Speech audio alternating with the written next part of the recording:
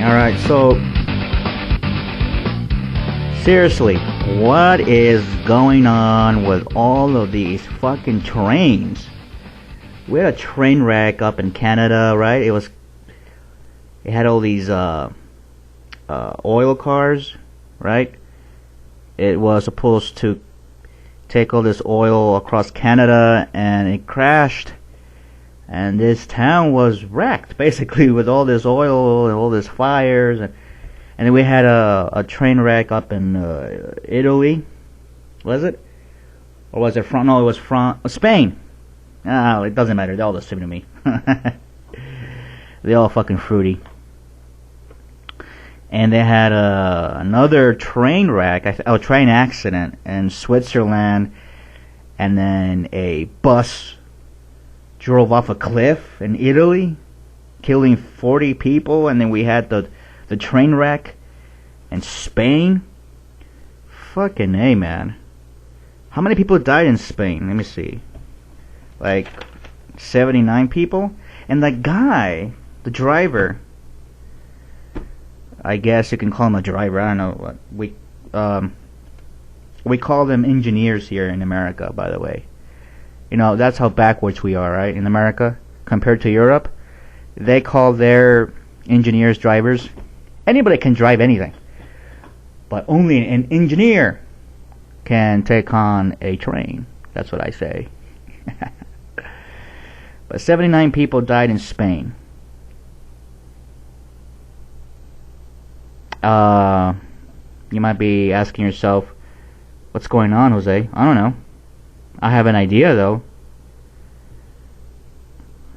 I mean, yeah, what is going on with all these train wrecks? Man, I'll give you this idea. Look at Spain, look at Canada, look at Switzerland, look at Italy, there's other train wrecks happening all over Europe. But now we're beginning to notice something. I mean, look at the disaster. It wasn't really much of a disaster, but three people end up dying in that Asiana airline crash in San Francisco, right? Because the airport didn't have the proper equipment working, and there was some pilot error. I don't know.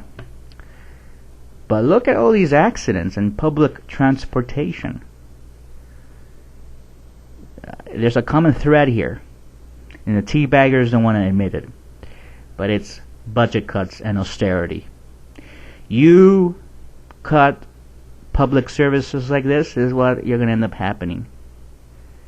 This is what's going to end up being the reality now. We're going to see accidents, bridges falling, dams breaking.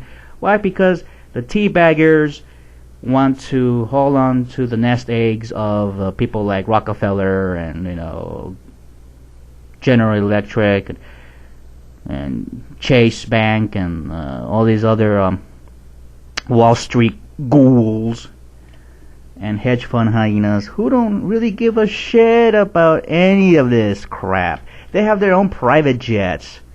Oh, but hey, you better not mess with the private jets.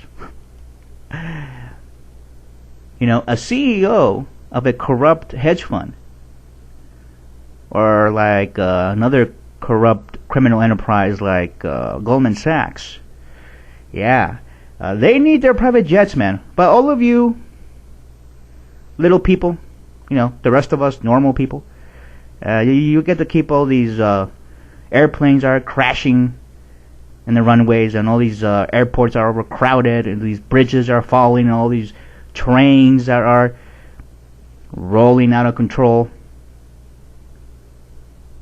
And meanwhile, we, the oligarchs and the financiers that cause all this depression and all this economic disaster, we get to have our own luxuries of 3, 4, 5, 6 private planes. Tomorrow we fly the blue one. Next day we fly the Learjet. Next day we fly, I don't know. But there you have it.